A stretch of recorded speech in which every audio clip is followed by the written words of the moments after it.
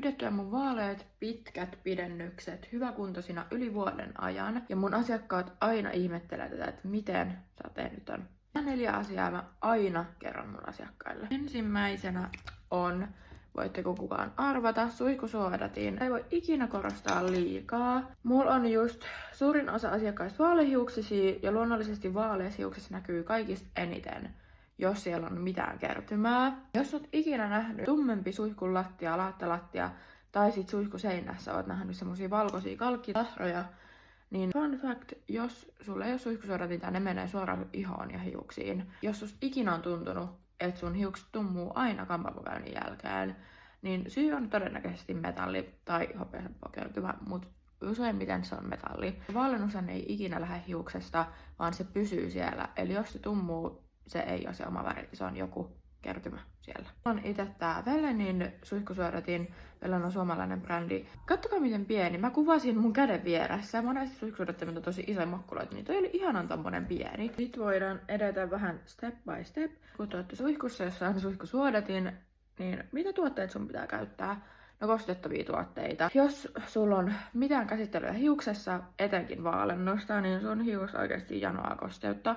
Kostettua shampoo, kostettua hoitoaine, kostettua jätettävä hoitoaine ja sitten vielä mielellään öljy, joka lukitsee tämän kaiken kosteuden.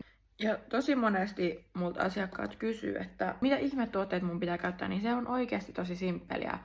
Siis mä oon ite myös semmonen, että mä en ihan hirveästi käytä tuotteita, mutta mulla on noin perusjutut kunnossa. Hirveästi muutama en oikeasti edes käytä. Toki lämpösuojaa, mutta noissa on yleensä se mukana. Sitten on 3. juttu, jota yllättävän moni ei välttis edes aattele.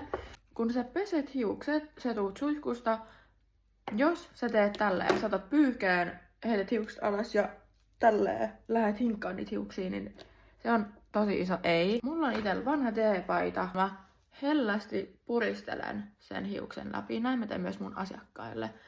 Puristelet et hinkkaa. Mieti, kun semmonen karhea pyyhe tulee ja hankaa tätä sun hiusta, niin se ei tee hirveän hyvää. Mä oon huomannut, että tää on asia, mitä monet ei välttis edes aattele, mutta karhea pinta on tosi huono hiuksille. Sitten vika juttu, mä oon ite iltasuihkuttelija, mä pesen aina iltaisin hiukset, jonka jälkeen mä totta kai föönaan ne, menet nukkumaan, ja silkkityynyliina. Siis jos mietitään ihan maalaisjärjellä, että sul on normaali puuvillatyynyliina, ja tässä on silkkityynyliina, samalla tavalla kuin toi pyyhe, se puuvillatyynyliina on tosi karhea, joka ei tietenkään tee hyvää. Se yön aikana pyörit, mä ainakin pyörin tosi paljon yön aikana, niin sit sun takaraivo täällä hankaa sitä puuvillatyynyliinaa vasten, joka aiheuttaa totta kai katkeilua. Kun sulla on taas tämmönen silkkityynyliina, se on niin